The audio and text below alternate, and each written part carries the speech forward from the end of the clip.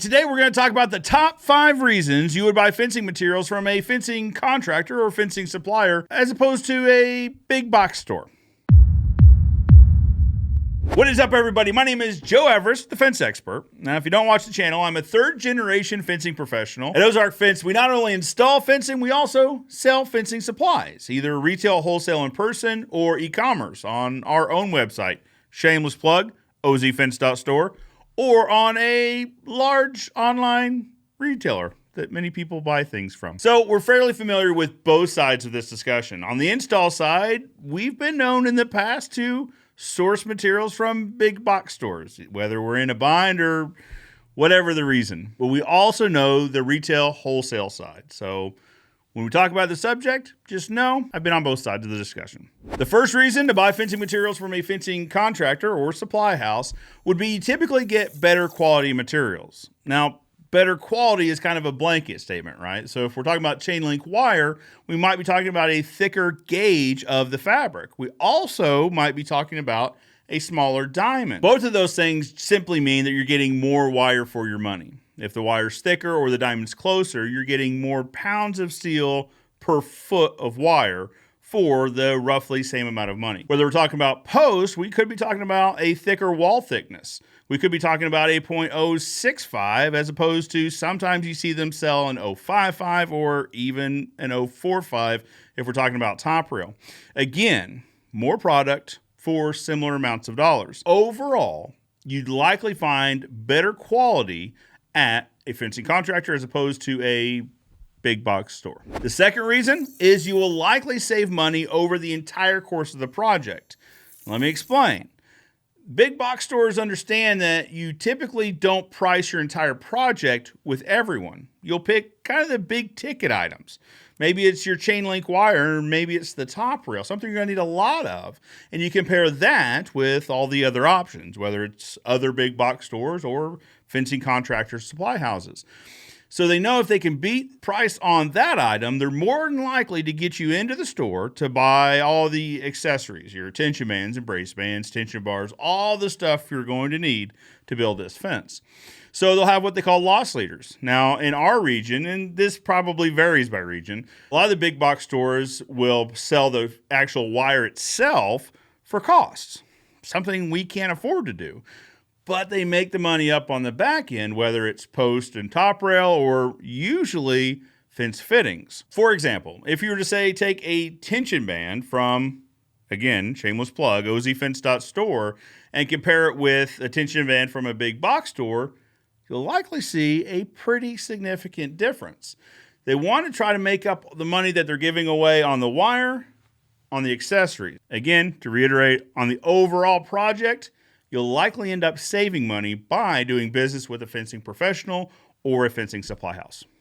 The third reason you would do business with a fencing contractor, supply house, as opposed to a big box store, is that you would likely only need to buy what your project actually calls for. Let me explain. If you're building a standard fence, say a 4-foot tall fence, now these are materials that these fencing contractors are going to use a lot of. And especially if they build gates, they're going to need small pieces of chain link wire to build the gates or to do repairs or whatnot. So if someone were in our region and came in and they needed 80 feet of wire, say if they only needed 80 feet to build a fence, well, we'd sell them 80 feet, a 50-foot roll and then 30 foot off another roll. As opposed to going to a big box store where you would need to buy the full 100-foot, 2 full rolls. Well, what do you do with the extra 20 feet? Well, if you're like me, you'd put it behind the shed and promptly forget about it until years later, and it's a mess of weeds and just nonsense, not usable. So I would have paid for the wire, stuck it behind the shed, and likely never used it again. Same thing goes for accessories. So your tension bands and brace bands, a lot of times, at least in our area, the big box stores will sell them as a kit. Well, the kit's kind of trying to be a one-size-fits-all scenario. You're likely going to have extra of something in there you're not going to need because your project isn't a one-size-fits-all project. You're going to end up with leftovers. You're going to end up paying for leftovers you likely don't need. So, by doing business with a fencing professional, you'll likely just buy exactly what your project calls for. Number 4, you're likely going to find a much better selection. You're going to find more hard-to-find pieces that maybe your specific project will call for. Now, big box stores, they've got thousands of items across the store. They can't stock every single option at every single store. Now, they could probably order it, but that's a bit of a process. When it comes to fencing supplies, by doing business with a fencing contractor or a fencing supply house, they'll likely have the odds and ends that your project might call for. For example, if for whatever reason you're repairing a fence and say the terminal posts, your ends or corner posts, are 3-inch. Well, here locally, our home stores carry 2.5-inch or 2 3/8 hardware. They don't carry the 3-inch hardware. We do a lot of business selling simply 3-inch tension bands because none of the big box stores carry them. One example that you can carry across your project. If your project's a little weird, a little different, as they usually are, doing business with a fencing contractor means that they'll likely have exactly the right part you need. You won't have to try to make it work or MacGyver a solution. You'll get the right part the first time. The fifth reason you would choose a fencing contractor or supply house over a big box store is you would receive professional help. You do business with someone who likely builds fence for a living when answering questions for your exact project. Not to say anything about anywhere else, but that level of service might not be found at a big box store. So when your project throws a wrench into the system, when it's a little bit weird or there's something slightly off, or you might need a special tool that you didn't know you would have needed, a fencing professional has likely done it before and can give you the tips and tricks you need to get it done right the first time, rather than making 2 or 3 trips to your local big box store. Professional help makes all the difference in the world, and fencing professionals are generally friendly people.